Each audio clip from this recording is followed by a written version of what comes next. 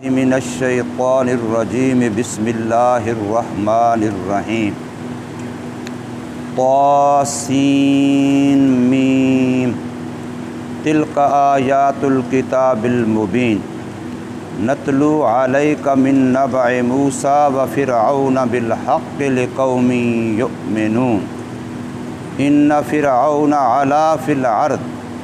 وجعل أهلها شيعا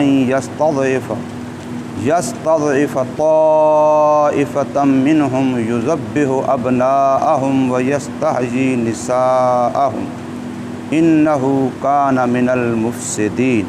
صدق الله مولانا العظیم۔ یہ آیتیں ہیں ایسی کتاب کی جو واضح ہے،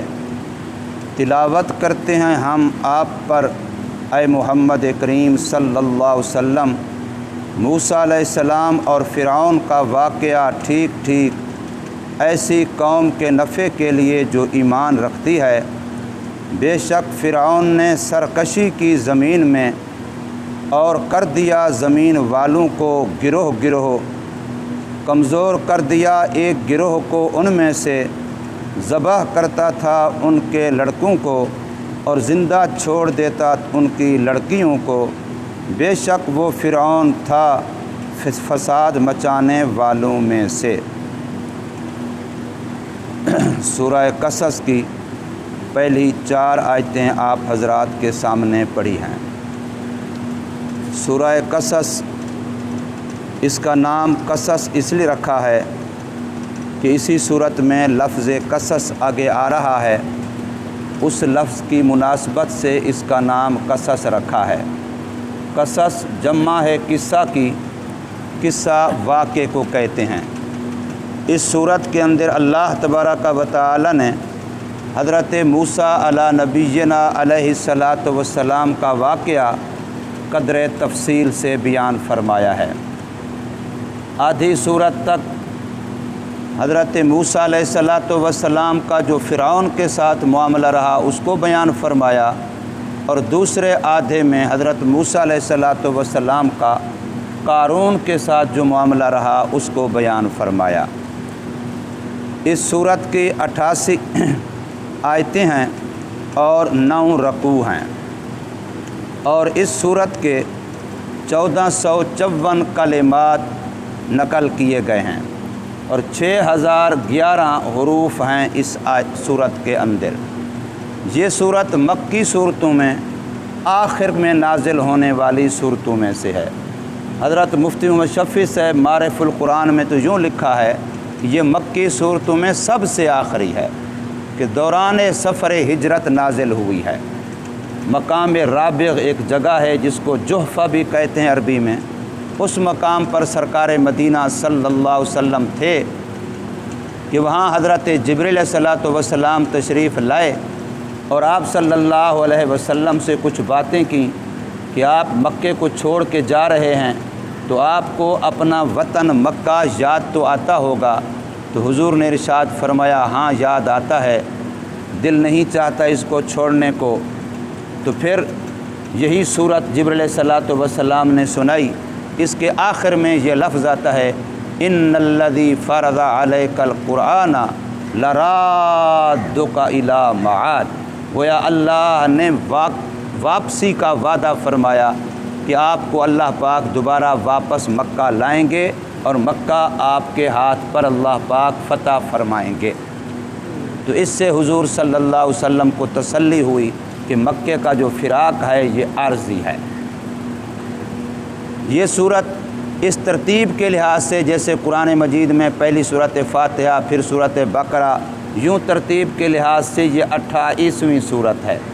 لیکن ترتیب نزولی کے لحاظ سے جو پہلے صورت فلاں اتری پھر فلاں اتری پھر فلاں اتری، یوں اس ترتیب نزولی کے لحاظ سے اس کا نمبر 79 نمبر ہے۔ 79 نمبر پہ یہ صورت مقدسہ نازل ہوئی ہے۔ اس صورت کے اندر جیسے میں نے عرض کیا ہے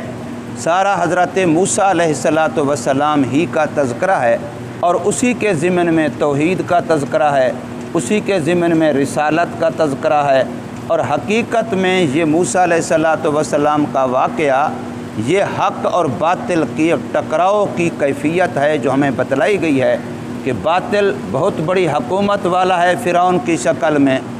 باطل بہت بڑی قوت و طاقت والا ہے قارون کی شکل میں، اس کے پاس بڑی دولت ہے۔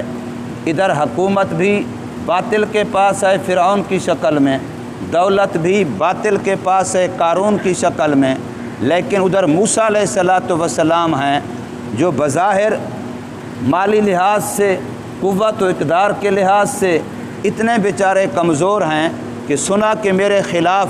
حکومت کی طرف سے FIR کٹ گئی، مجھے طلب کیا جا رہا ہے، تلاش کیا جا رہا ہے، پکڑا جاؤں گا تو میرے لیے مسئلہ بن جائے گا، تو آپ نے مصر کو چھوڑا اور وہاں سے ہجرت کی۔ واقعہ آپ نے سنا، مدین پہنچ گئے، 10 سال وہاں شعیب علیہ الصلاۃ والسلام کے پاس رہے، واپسی پہ تشریف لا رہے ہیں تو راستے میں اللہ پاک نبوت عطا فرما دیتے ہیں۔ اب اس راستے میں انسان کس کیفیت میں ہوگا؟ اور حکم سیدھا یہ ہوتا ہے کہ جاؤ فرعون کے پاس اور بنی اسرائیل کو اس کی غلامی سے آزاد کراؤ۔ اب ایک آدمی کی کیفیت دیکھے انسان کہ وہ 10 سال ایک علاقے سے باہر چلا گیا، اور وہ بھی اس طرح باہر چلا گیا کہ چھپ کے رہ رہا ہے کہ میرا پتہ نہ چل جائے، اس کو تو علاقے کے حالات کا، کیفیات کا کوئی پتہ نہیں ہے، لیکن اب اس کو حکم یہ ہوتا ہے کہ جانا ہے اور سیدھا فرعون کے پاس جانا ہے، جو اس وقت اپنے آپ کو رب الاعلیٰ کہتا ہے۔ تو آپ نے اس سے جا کر کے صرف کلمہ ایمان کی بات نہیں کرنی، بلکہ آپ نے اللہ کی مخلوق کو مخلوق کی غلامی سے آزاد کرا کے اللہ کی غلامی میں لانا ہے۔ جا کر کے اس کو کہو کہ بنی اسرائیل کو آزاد کر دے۔ حضرت یوسف علیہ نبینا علیہ الصلاۃ والسلام کے زمانے میں یہ بنی اسرائیل مصر میں آئے تھے، ورنہ یہ مصر کے باشندے نہیں ہیں۔ اصل بنی اسرائیل تو حضرت یوسف علیہ السلام بکتے بکاتے مصر پہنچے، اللہ نے وہاں ان کو حکومت بھی دی، نبوت بھی دی، پھر انہوں نے اپنے والدین کو بمایا، اپنے بھائیوں کے وہاں سے بلوا لیا۔ اب یہ بنی اسرائیل کا آنا ہوا ہے مصر میں، ورنہ مصر تو قبطیوں کا تھا۔ یہ بنی اسرائیلی تو مصر میں مسافر لوگ تھے، باہر سے آئے ہوئے لوگ تھے۔ کچھ عرصہ تک تو حضرت یوسف علیہ الصلاۃ والسلام کا احترام اور خاندان کا احترام چلتا رہا، اور بنی اسرائیل کا عزت و اکرام کے ساتھ وہاں گزر بسر ہوتا رہا،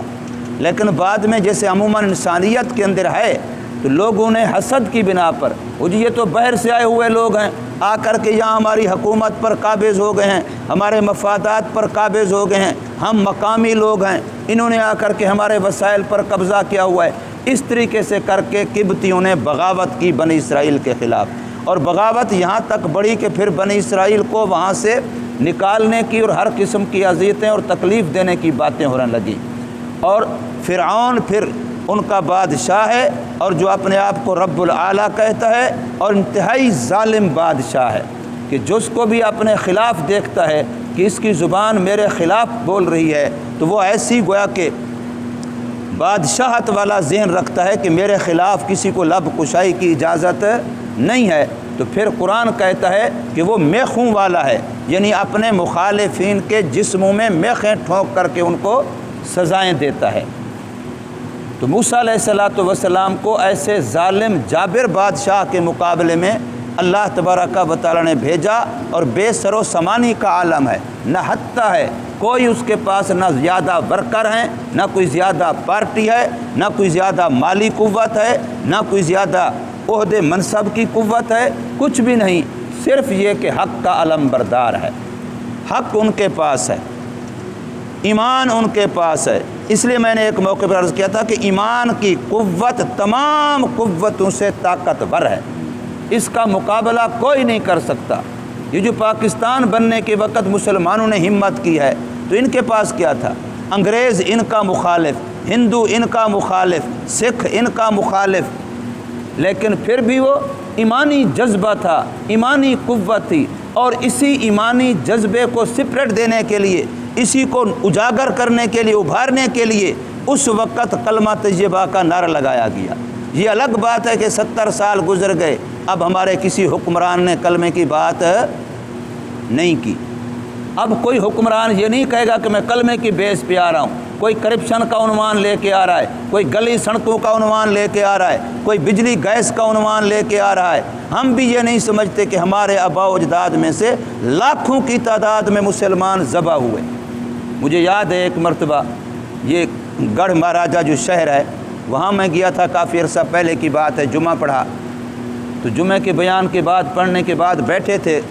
پانی پی رہے تھے یا بہرحال بیٹھے تھے، اسی مسجد کے اندر ہی بیٹھے تھے۔ ایک بزرگ آیا ہمارے پاس بیٹھا، اس نے پھر وہ قصہ کہانی شروع کر دی۔ میں نے شاید اس طرح کی بات تقریر میں کی،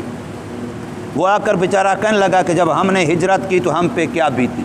اس نے اپنا واقعہ بتایا، کہتے ہیں ہم بھائی تھے اور ہمارے ساتھ ایک بہن تھی، ہم نہر کے کنارے پیدل چلتے ہوئے آ رہے تھے، ہجرت کر رہے تھے، پاکستان آ رہے تھے کہ یکدم سکھوں کا گروہ، سکھوں کا قافلہ سامنے آیا تو ہماری بہن ہمیں کہنے لگی جلدی جلدی مجھے ذبح کر دو، مجھے اپنے ہاتھوں سے مار دو ورنہ یہ مجھے پکڑ لیں گے اور یہ میری جان بھی ماریں گے، عزت بھی لوٹیں گے، مجھے تم اپنے ہاتھوں سے مار دو۔ اب ہم بھائی اپنی بہن کو کیسے قتل کریں؟ ہماری ہمت نہ ہوئی، وہ قریب آ گئے، ہماری بہن نے ہماری آنکھوں کے سامنے اپنی عزت بچانے کے لیے نہر میں چھلانگ لگا دی، شہید ہو گئی۔ اب یہ حالات و واقعات مسلمانوں پر گزرے۔ پرسوں کا دن جو میں نہیں تھا تو میں ادھر گیا ہوا تھا کبیر والے کا مدرسہ اور مان کوٹ کا مدرسہ، ان دونوں مدرسوں میں گئے تو وہاں ایک جگہ ہے اعلم پور، یہ گاؤں کا نام ہے۔ اس گاؤں میں ہم نے عصر کی نماز پڑھی، وہاں بھی نماز پڑھ کے تھوڑی سی بات کی میں نے، مولوی صاحب کے پاس بیٹھا تھا، ایک بابا آیا بالکل انتہائی بوڑھا اور کمر اس کی جھکی ہوئی، گھٹنوں کے ساتھ سر لگا ہوا، ایک لنگی اس نے باندھی ہوئی، دوسری لنگی اوپر اوڑھی ہوئی تھی، گرمی کا موسم بھی تھا۔ وہ میرے پاس آ کے جتنی دیر بیٹھا وہ روتا رہا اور روتے ہوئے، اب اس کی بات پوری ہمیں سمجھ نہیں آتی تھی، ایک تو بڑھاپا، کمزوری، ضعف، اور دوسرا اس کا رونا، اور سارا یہی کہ ہم نے جب ہجرت کی وہ حالات مجھے کچھ یاد ہیں، میں اس وقت اتنا تھا کہ مجھے وہ واقعات یاد ہیں، چونکہ جشن آزادی ہم منا رہے ہیں تو ان بزرگوں کے تو زخموں پہ نمک پڑتا ہے کہ جب ہمارے نوجوان بہر عیاشی کر رہے ہوتے۔ ابھی رات میں آیا 10:30 بجے وہاں واپسی ہوئی ہماری تو مجھے موٹر سائیکل بچہ لے کے یار سمندری روڈ پہ جو ہم نے دیکھا کیا ہلڑ بازی مچی ہوئی ہے، کیا ہو رہا ہے، یہ جشن آزادی ہو رہا ہے۔ میں نے یہاں عرض کیا تھا جشن آزادی مناؤ ویسے مناؤ جیسے محمد صلی اللہ علیہ وسلم نے منائی۔ حضور نے بھی تو مکہ فتح کیا تھا نا، حضور نے بھی تو آزادی حاصل کی تھی نا، صحابہ کرام نے بھی تو آزادی حاصل کی تھی نا، وہ ہمارے پاس نمونے موجود ہیں۔ لَقَدْ كَانَ لَكُمْ فِي رَسُولِ اللَّهِ أُسْوَةٌ حَسَنَةٌ۔ یہ پتہ نہیں کیوں ہم بھول جاتے ہیں۔ کم از کم ان موقعوں پر ان بزرگوں کو یاد تو کرو،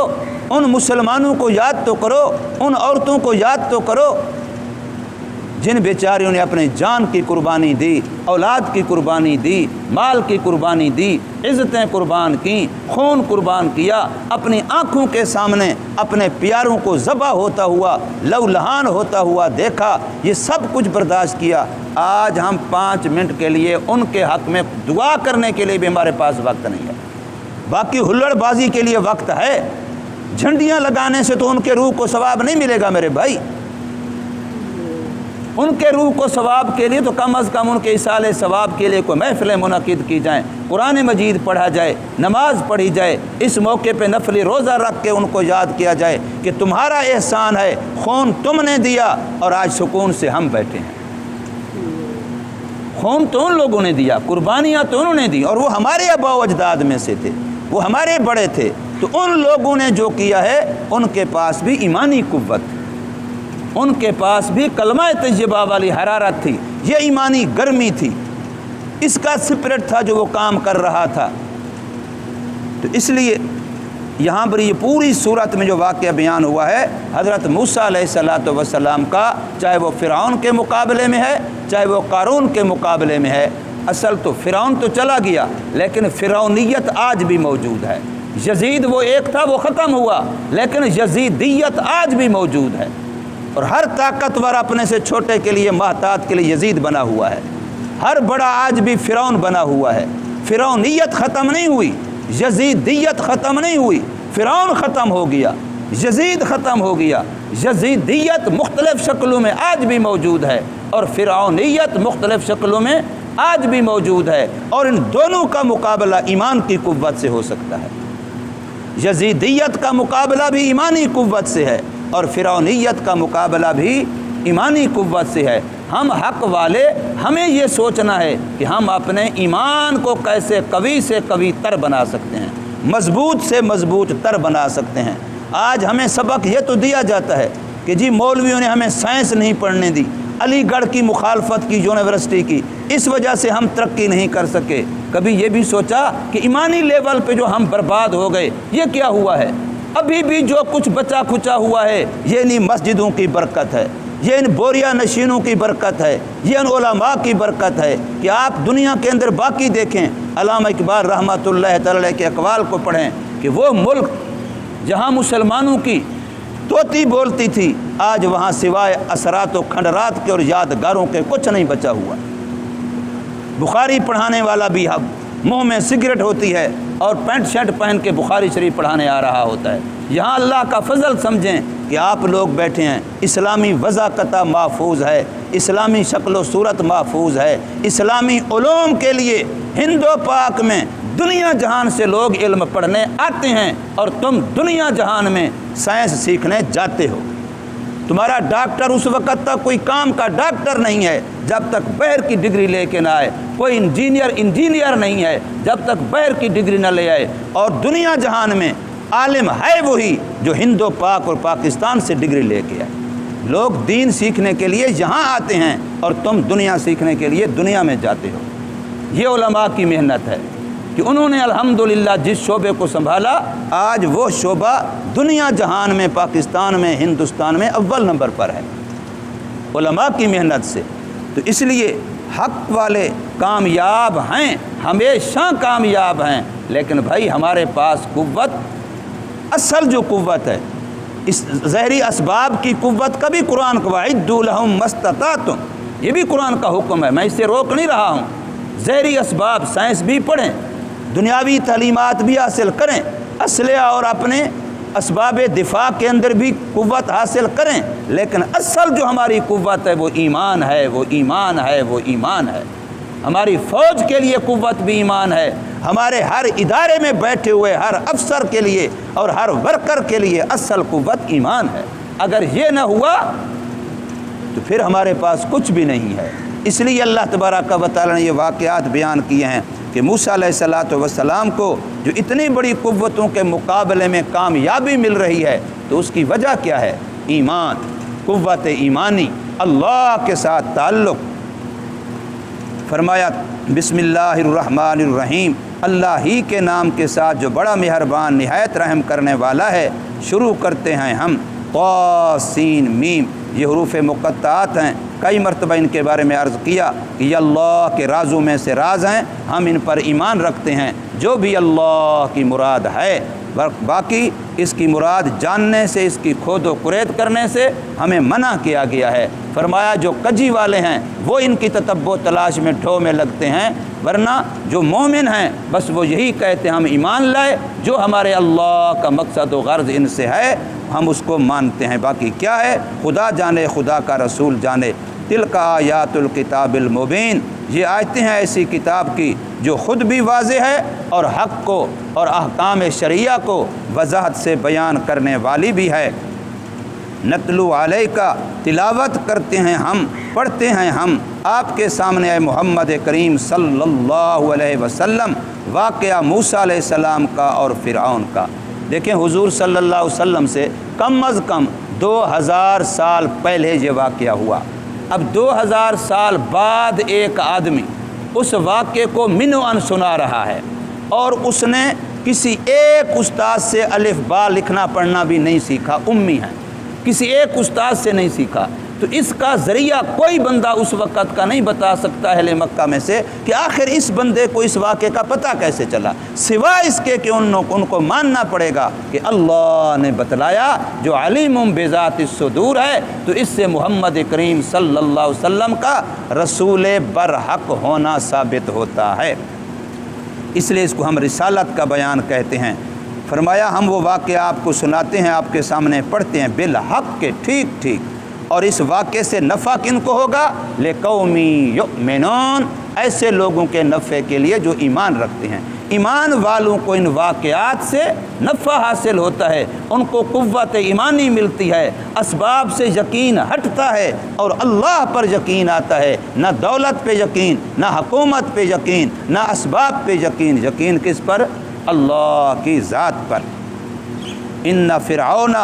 اب اس واقعے کا اجمال یہ ہے کہ بے شک فرعون نے سرکشی کی، اپنے آپ کو بڑا اور بلند سمجھنے لگا، فی الارض، زمین میں، یعنی مصر کے علاقے میں، وجعل اہلہا شیعا، اور مصر والوں کو کر دیا گروہ در گروہ۔ ہر باطل کی یہ کوشش ہوتی ہے یاد، حق والوں کو توڑنا، ان کے اندر فرقہ بندی، گروہ بندی، مذہبی لحاظ سے، علاقائی لحاظ سے، لسانی لحاظ سے، یہ جی تو سریکی ہے، تو پنجابی ہے، تو پختون ہے، تو فلاں ہے، زبان کے لحاظ سے بھی لڑاؤ اور علاقوں کے لحاظ سے بھی لڑاؤ اور مذہبی لحاظ سے بھی لڑاؤ۔ جس حکومت نے گروہ بندی، علماء کے اندر بھی فرقے پیدا کیے، جیسے حضرت مولانا عبدالستار سے توسوی رحمہ اللہ فرمایا کرتے تھے کہ جنگل میں رہنے والے درو پرندے آپس میں نہیں لڑتے، جب تیرے ہاتھ میں آ جاتے ہیں پھر بٹیرے بھی لڑتے ہیں، پھر تیتر بھی لڑتے ہیں، پھر مرغے بھی لڑتے ہیں، جب تیرے ہاتھ میں آ جاتے ہیں، جب تک تیرے ہاتھ میں نہ آئے اس وقت تک وہ نہیں لڑتے۔ اس لیے یہ حکومتیں گروہ پیدا کرتی ہیں، پھر حکومتیں آپس میں لڑواتی ہیں، کبھی شیعہ سنی کے نام پہ لڑواؤ، کبھی مہاجر پٹھان کے نام پہ لڑواؤ، کبھی کسی اور نام پہ لڑواؤ۔ تو فرمایا فرعون کا کام یہ تھا، وجعل اہلہا شیعا، اس نے بنا دیا ان کو گروہ در۔ شیعہ گروہ کو کہتے ہیں، شیعہ کا لفظی معنی ہی گروہ ہے، اور یہ مذمت کے طور پہ قرآن نے بیان کیا، جہاں بھی بیان کیا ہے۔ بعض دفعہ وہ بڑے خوش ہو رہے ہوتے ہیں یہ قرآن میں ہمارا تذکرہ ہے لیکن مذمت کے طور پہ ہے، تعریف کے طور پہ نہیں ہے۔ یستضعف طائفۃ منہم، وہ کمزور سمجھتا تھا اور کمزور کرتا تھا ایک گروہ کو ان میں سے، یعنی بنی اسرائیل کو۔ یذبح ابناءہم، ذبح کروا دیتا تھا ان کے بچوں کو۔ 80,000 تک بچہ لکھا ہے علماء نے، اور 2 مرتبہ اس نے یہ کام کیا ہے۔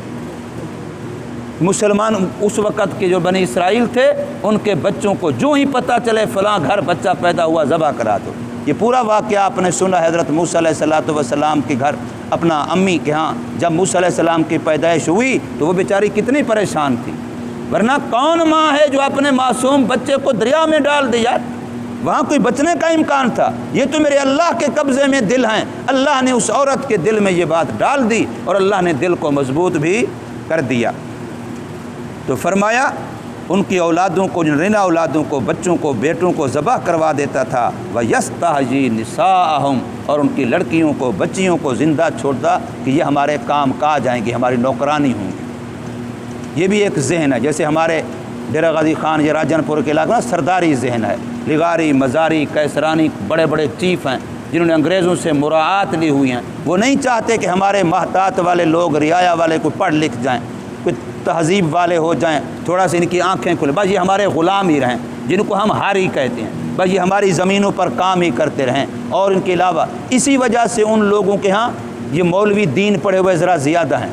ہمارے حضرت خاکوانی سے فرماتے ہیں غربت ان کے لیے رحمت بن گئی کہ چلو اسکولوں کالجوں کی طرف نہیں جانے دیتے تو مسجدوں مدرسوں کی طرف آئے، اللہ نے ان کو دین سے نواز دیا ہے۔ تو اس لیے فرمایا کہ وہ زندہ چھوڑ دو ان کی عورتوں کو، انہو کان من المفسدین، وہ فرعون بڑا فسادی تھا۔ یہ فساد مچانا ہے کہ اللہ کی زمین میں اللہ کا حکم نافذ نہ کیا جائے، قرآن کا حکم نافذ نہ کیا جائے، اپنی مرضی والے احکام نافذ کیے جائیں، تو یہ فساد ہے۔ حضرت مفتی محمود صاحب رحمۃ اللہ تعالی کے جہاں اقوال محمود لکھے ہیں، ان میں ایک یہ لکھا ہے کہ جو زمین پر یعنی ملک پاکستان میں اپنی مرضی کے قانون نافذ کرتی ہے، کوئی کابینہ ہو، کوئی اسمبلی ہو، کوئی سینٹ ہو، تو سمجھو وہ اپنے آپ کو خدا بنانے کی کوشش کر رہی ہے، ورنہ خدا کی زمین پر احکام خدا کے چلتے ہیں۔ جو بندہ اپنے احکام چلانے کی کوشش کرتا ہے گویا وہ اپنے آپ کو خدائی منصب پہ لے جا رہا ہے، اور یہ کبھی کامیاب نہیں ہوگا۔ اللہ تبارک و تعالی ہمیں سمجھ نصیب فرمائے، عمل کی توفیق۔